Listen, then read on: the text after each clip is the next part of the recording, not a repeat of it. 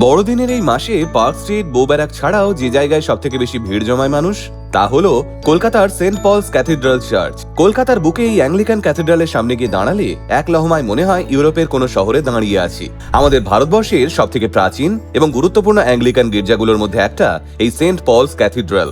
ইতিহাস বলছে এই গির্জাটির ভিত্তিপ্রস্তর স্থাপিত হয়েছিল 1839 সালে এবং এই গির্জাটি তৈরি করতে সময় লেগেছিল প্রায় 8 বছর।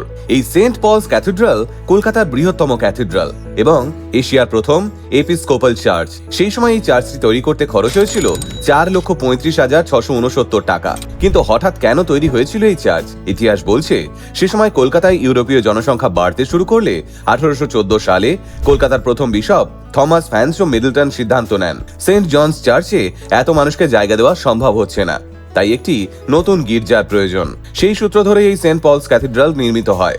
এই ক্যাথিড্রাল নির্মাণের জন্য 7 একর জমি অধিগ্রহণ হয় এবং তারপর একটি ক্যাথিড্রাল কমিটি গঠন করা হয়। এরপর সামরিক ইঞ্জিনিয়ার উইলিয়াম নেইন ফোর্বস বিশপ উইলসনের অনুরোধে ক্যাথিড্রালটির একটি নতুন নকশা প্রস্তুত করেন।